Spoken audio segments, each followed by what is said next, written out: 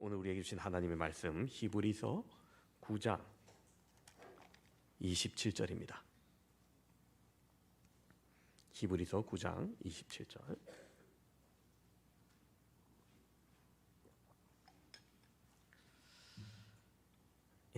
한 절입니다. 우리 한 목소리로 함께 읽도록 하겠습니다. 한 번 죽는 것은 사람에게 정해진 것이요 그 후에는 심판이 있으리니. 아멘. 오늘 귀한 발걸음 해주신 우리 VIP 여러분들 정말 감사합니다. 오늘 오신 분들 중에서 교회에 정말 처음 나오신 분도 계실 겁니다. 또 어린 시절 교회를 좀 다녀보았거나 또 성인이 되고 나서도 교회를 좀 다녀본 분도 계실 겁니다.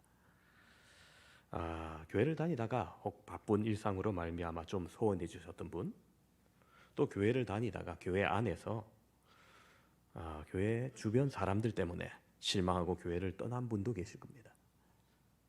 사람이 교회를 다닌다고 그리고 교회에서 중요한 직분을 가지고 있다고 해도 인간의 본성이 연약하고 또 악한 죄인이기 때문에 쉽게 변하지는 않거든요. 그래서 예수님을 통해서 우리가 바라보고 기대하는 인자하고 자비하고 사랑이 넘치는 모습과 괴리감을 느껴서 그렇게 떠나시는 분들도 있습니다. 그런데 정말 하나님이 살아계시다면 사람 때문에 하나님을 떠나는 안타까운 일이 일어나서는 안 될 겁니다. 정말 중요한 것은 하나님인데 주변 사람들 때문에 이 중요한 하나님을 만나지 못한다는 것은 정말 안타까운 일입니다. 하나님을 만나는 게 왜 중요하냐 하면요, 우리 인생이 영원하지 않기 때문입니다. 오늘 우리가 시작할 때 읽었던 성경 말씀은 이렇습니다. 한 번 죽는 것은 사람에게 정해진 것이요 그 후에는 심판이 있으리니. 좀 무거운 주제일 수는 있습니다만 여러분, 틀림없는 사실입니다. 모든 사람은 죽는다는 것입니다. 사람에게 죽음은 정해진 것이라는 거죠. 꽃병의 꽃이 화려하고 아름답고 푸른 잎이 우리를 기분 좋게 하지만 그 꽃은 결국은 시들고 생명의 끝을 우리에게 보이듯이 우리 또한 태어나는 순간부터 죽음을 향해 나아가는 존재라는 것은 동일한 겁니다. 우리 중에 누구도, 이 자리에 계신 분들 중에는 누구도 22세기에도 살아가실 분, 저기 유아실에 있는 유아를 제외하고는 아마 없을 것 같습니다.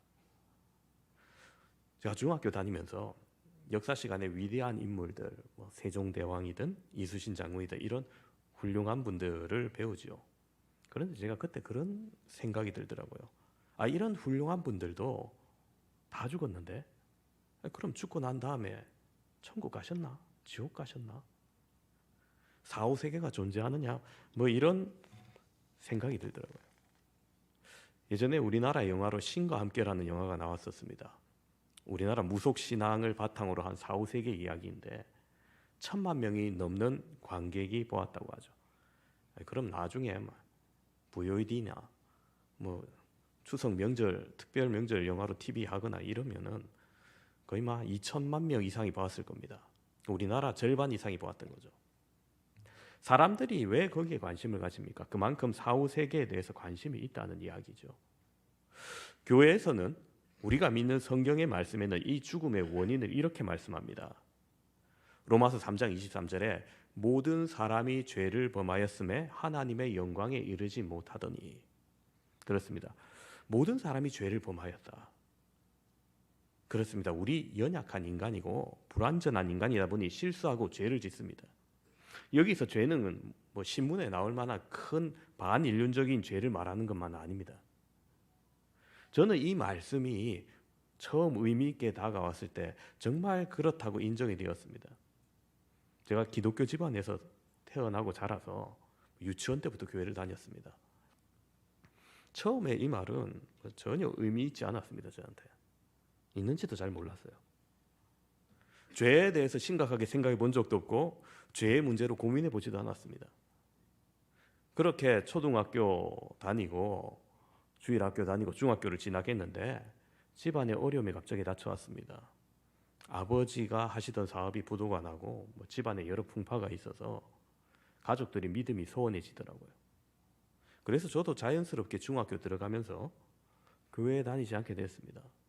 처음엔 좋더라고요. 일요일에 집에서 늦잠도 자고 일요일 아침에 꼭 재미있는 만화가 있는데 그때마다 못 봤거든요. 친구들은 얘기하는데 얼마나 좋던지.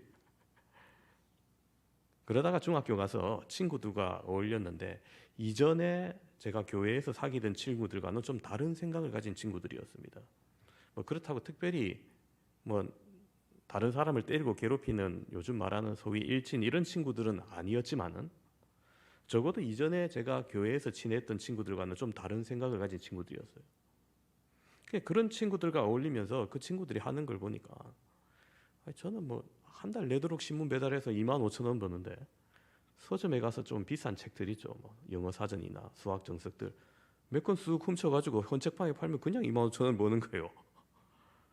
슈퍼 가서 그냥 간식도 쓱 부산 말로 째빈다 이래요. 쓱 이렇게 넣어가지고 그냥 먹는 거예요. 자랑처럼 얘기하는 겁니다. 그래서 저도 따라서 몇 번 해봤는데 영 마음이 불편하고 야 이거 못할 거다 이런 생각이 들더라고요. 중학교 졸업할 때쯤 되다 보니까 제가 이렇게 사는 것은 아닌데 이런 어린 생각이 그런 생각이 들었었습니다. 그러다가 도덕 시간인가 윤리 시간인가 선생님이 교과서 따라하는데 교과서에 하필이면 그때가 불교 얘기가 있었어요. 그래서 석가모니가 출가해서 인생에 대해서 깨달은 바가 있는데 그게 자아성찰로 인한 사성제를 깨달았다는 거예요. 4가지 중요한 진리랍니다. 그 중에 첫 번째 진리가 고성제입니다. 여기서 고가 괴로울 거예요. 인생의 현실이 불안하고 더러움과 고통이 가득 차 있다는 겁니다. 그래서 인간이 한평생 사는 동안 생로병사의 과정 중에 결국 남는 것은 괴로움이다라는 것을 석가모니가 깨달은 거죠. 성경에서는 동일하게 예수님도 정의를 하셨습니다. 인생에 대해서 수고하고 무거운 짐진 자들아 내게로 오라 하셨는데 수고하고 무거운 짐진 자라고 인생을 정의하셨어요. 초등학교 주일학교를 그렇게 다녔는데 그 말씀은 생각 안 나고 해필이면 그 시간에 고성제에 대해서 깊은 깨달음이 오더라고요. 막 인정이 들더라고요. 그렇지 인생은 괴로움이지. 제 중3 때가 인생이 그리 아름답지 않았나 봐요. 그래도 다행인 게 그때 그대로 절에 갔으면 제가 이 자리에 있지 않을 건데 그래도 다시 생각난 게 교회를 다시 가야겠다 이런 생각이 들었었습니다. 그 이후로 인간의 죄의 문제는 이게 그냥 지나가는 문제가 아니라 나의 문제가 되었습니다. 내가 인식하고 중요하게 받아들이고 내게 있어서 중요했던 문제가 되었습니다. 그러다가 교회를 다니고 한 1년이 채 못 됐을 때 고등학교 1학년이 되었을 때 저보다 2살 많은 교회 형이 저보고 성경 공부를 같이 하자는 겁니다. 그래서 저는 좋다고 난생 처음 능동적으로 성경 공부를 하기 시작했습니다. 이전에 초등학교 다닐 때 물론 공과 공부 같은 걸 했는데 그때는 마지못해서 탈출하지 못해서 선생님한테 잡혀가지고 한 거고 수동적으로 하다 보니까 별로 알아듣는 이야기도 없고 스토리 이야기는 알죠. 아담과 하와 이야기라든지 다윗과 골리앗 이야기라든지 삼손 이야기라든지 예수님이 병자를 고쳐주시고 기적을 베푸신 이런 이야기들을 알았지만 성경을 통해서 우리 인생에 대해서 말하는 것은 전혀 몰랐습니다. 그런데 그 형님과 공부를 하다 보니까 인생에 대해 특별히 죄에 대해 말씀하신 게 눈에 막 들어오기 시작합니다. 오늘 말씀도 그런 겁니다. 모든 사람이 죄를 범하였으며 하나님의 영광에 이르지 못하더니 이 말씀을 들을 때 제가 후련하더라고. 오히려 그래 내가 죄인이지 모든 사람이 죄인이지 내가 죄인이 맞다 인정이 되는 겁니다. 근데 죄의 결과가 성경이 무엇이라고 말하느냐면요 로마서 6장 23절에 이렇게 말합니다. 죄의 삭은 사망이요 죄의 대가가 사망이라는 겁니다. 그러면 여러분 한번 생각해 보십시오. 반대로 그럼 죄가 없으면 죽음이 없다는 것입니까? 여러분 그렇습니다. 성경은 인류의 조상 아담을 하나님께서 창조할 때 원래 고통받고 원래 죽는 존재로 만든 것이 아니라고 가르칩니다. 그런데 왜 죽음이 필연적으로 오게 되었습니까? 왜 인간이 죽음을 맞이하는 존재가 되었습니까? 왜 고통받는 존재가 되었습니까? 바로 죄가 누르면서 그랬다는 거예요. 내가 죄인인 것은 인정하고 인간이 누구나 죽는 것도 인정하는데 그렇게 그냥 죽기는 싫더라고요. 죄의 문제에서 사망의 문제로 갈 수밖에 없는 이 운명을 끊을 수 있는 방법이 뭔가 있을 것 같은데 이 형이 뭐 진도를 천천히 빼는지 속 시원하게 안 보이더라고요. 죽고 난 다음에 그냥 깔끔하게 다 끝난다, 아무것도 없다 하면은 그것도 그건대로 허무하고 괴로울 텐데, 오늘 본문은 뭐라고 말씀합니까? 한 번 죽는 것은 정해진 것이고 그 후에는 심판이 있다는 거예요. 심판이. 그렇습니다. 한 번 죽는 것은 정해진 것이니 피할 수 없고 그 후에 심판까지 있어요. 심판에서 죄의 문제가 그대로 있다면 지옥을 피할 수 없겠죠. 죽음도 억울한데 지옥에서 영원히 있는다는 것은 더더욱 용납할 수 없는 일이었습니다. 그래서 이 형이 뭐 같이 공부하고자 했으니 뭔가 방법이 있는 것 같은데 왜 좀 빨리 알려줬으면 좋겠는데 한가 나가시는 거예요. 일주일에 하나씩. 그러다가 드디어 그 방법이 눈에 확 들어오는 겁니다. 요한복음 1장 12절이었어요. 영접하는 자, 곧 그 이름을 믿는 자들에게는 하나님의 자녀가 되는 권세를 주셨으니. 여러분, 그렇습니다. 하나님의 자녀가 되면은 적어도 지옥에는 안 갈 거 아닙니까? 하나님의 자녀가 되면은 적어도 천국은 불이 패스일 거 아니에요. 그럼 누구에게 그 자녀가 되는 권세를 주시겠다고 합니까? 영접하는 자라고 합니다. 여러분, 영접한다는 것은 마음속으로 받아들이고 인정하고 따른다는 겁니다. 그 이름을 영접하는데 그 이름이 누구의 이름이냐? 바로 예수님의 이름이었습니다. 이때까지 내가 알고 예수님 이름 알지, 예수님 알지 그렇게 착각했는데 그 문제 해결자 대신 예수님이라는 것을 비로소 그 내 마음속에 진정으로 의미로 다가왔던 겁니다. 예수님은 우리 인간의 모습으로 이 땅에 오셨지만 그냥 인간이 아닙니다. 예수님은 하나님의 아들이십니다. 우리가 학교에서 흔히 세계 4대 성인, 세계 역사 속의 4대 성인 이렇게 배우죠. 누굽니까? 예수님, 석가모니, 공자, 소크라테스, 이 네 분을 4대 성인이라고 합니다.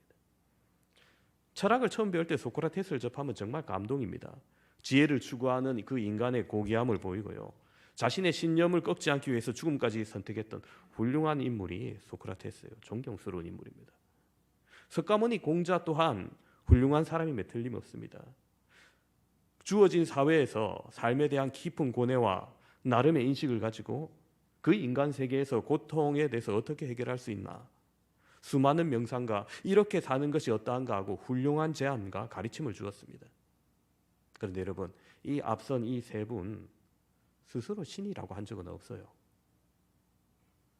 그러나 예수님은 스스로를 하나님의 아들, 신이라고 말합니다. 그럼 예수님은 둘 중에 하나입니다.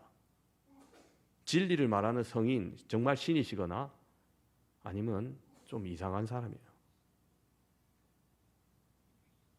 예수님 말씀하셨습니다. 내가 곧 길이요 진리요 생명이라 말씀하십니다. 나로 말미암지 않고는 아버지께로, 하나님께로 나아갈 자가 없다고 말씀하시면서 많은 기적으로 그것을 증명하셨습니다. 그럼 왜 예수님이 이 땅에 오셔야만 했을까요? 죄 지은 사람을 위해서 스스로 대가를 지불하기 위해서 이 땅에 오신 겁니다. 인류의 죄의 대가를 지불하기 위해서 죽으시고 죄의 삭시 사막이라 했는데 그 삭을 대신 내주시고 믿는 사람들에게, 그것을 믿는 사람들에게, 영접하는 사람들에게 죽음 이후에도 영원한 하나님의 자녀로 살아갈 수 있는 자가 되게 하시려고 이 땅에 오신 겁니다. 우리는 스스로 하나님을 만날 수 없습니다. 의인이 아니기 때문입니다. 깨끗하고 선하고 아름다운 삶을 살려고 해도 완벽하게 이루지 못합니다. 사람이 준비한다고 노력한다고 이룰 수 있는 부분이 아니기 때문입니다. 우리는 십자가 아래에서 죽으신 예수님을 바라볼 때 그 죽음이 단순한 타인의 죽음이 아니라 나를 위한 죽음이라는 것을 인정하고 그 십자가 죽음이 내가 저기서 죽어야 되는데 나를 대신해서 죽으신 놀라운 사랑을 경험할 때 이것을 우리는 예수님을 인격적으로 만났다라고 말합니다. 여러분, 하나님의 사랑이 위대한 부분이 이 부분입니다. 여러분, 누가 아무리 좋아한다고 해도, 아무리 사랑한다 해도 아들을 희생하면서 생명을 살리겠습니까? 하나님이 이것을 하신 겁니다. 그 의미를 제대로 깨닫게 되면은 구원받는 성도가 된다는 겁니다. 이 깨달음은 우리를 극적으로 변화시킵니다. 제가 이것을 깨닫고 또 이 말씀을 보는데 막 소름이 돋았어요. 어떤 말씀이냐? 고린도후서 5장 17절입니다. 그런즉 누구든지 그리스도 안에 있으면 새로운 피조물이라. 이전 것은 지나갔으니 보라 새 것이 되었도다. 제가 이거 깨달고 난 다음에 겉모습은 그대로였어요. 머리카락이 자란 것도 아니고 외모가 변한 것도 아니고 뭐 살이 뭐 찌거나 빠진 것도 아닙니다. 그런데 새로운 피조물이라는 겁니다. 예수 그리스도 안에서 이 진리를 깨달았을 때 우리의 극적인 변화는 호적상의 변화고 미래적 변화입니다.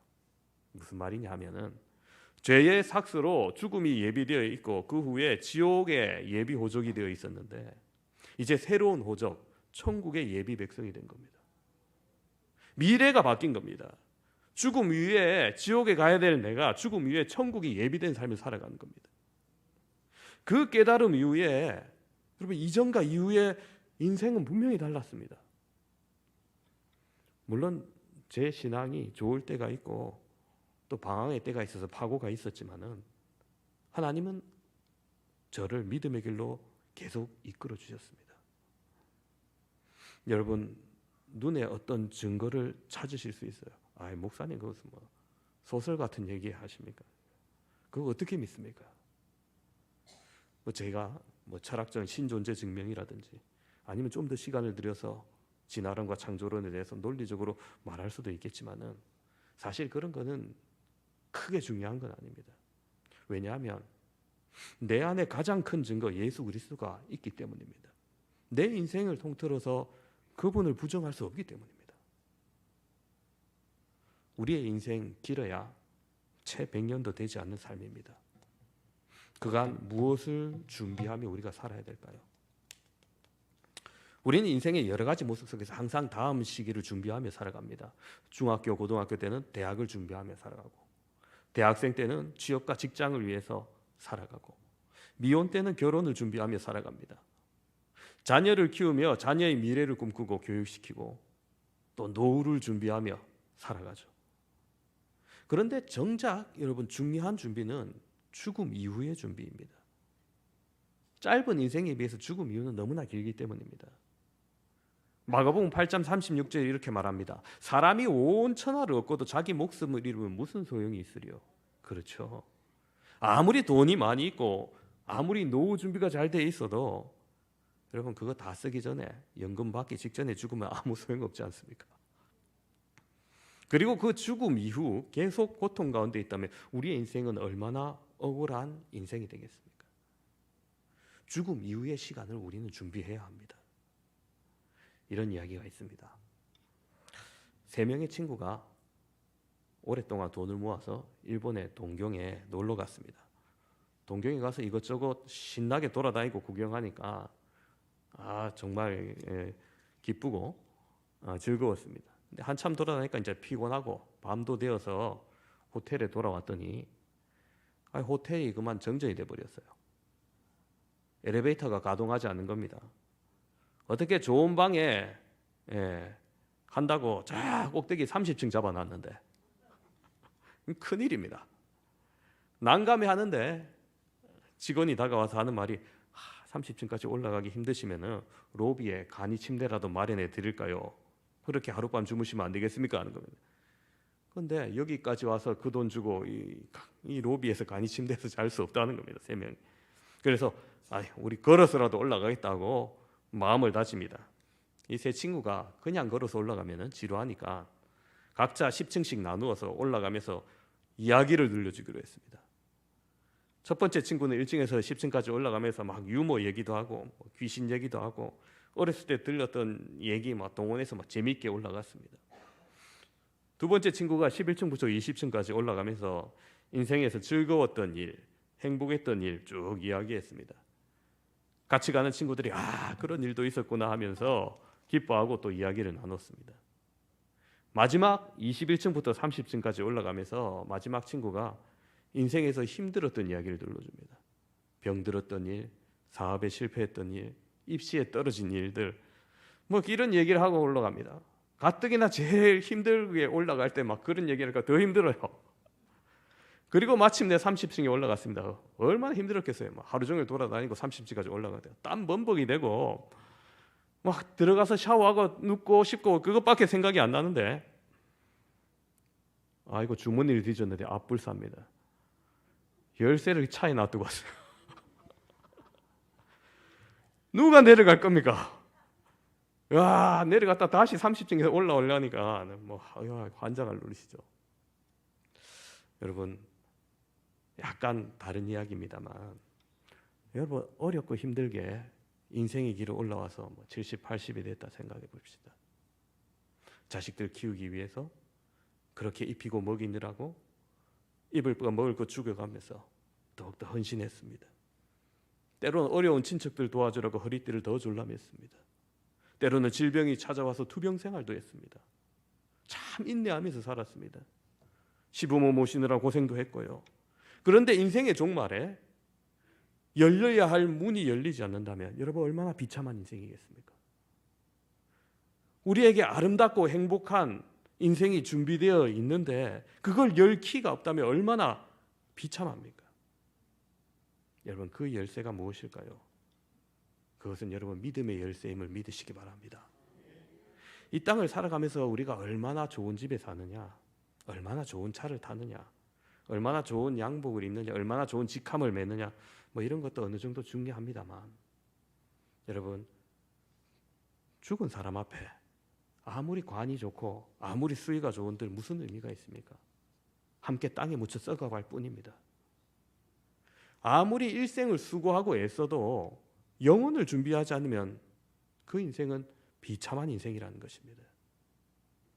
죽음 이후를 준비하는 것, 제가 말씀드린 죄의 문제를 해결하는 것, 바로 예수님의 십자가를 인격적으로 만나는 겁니다.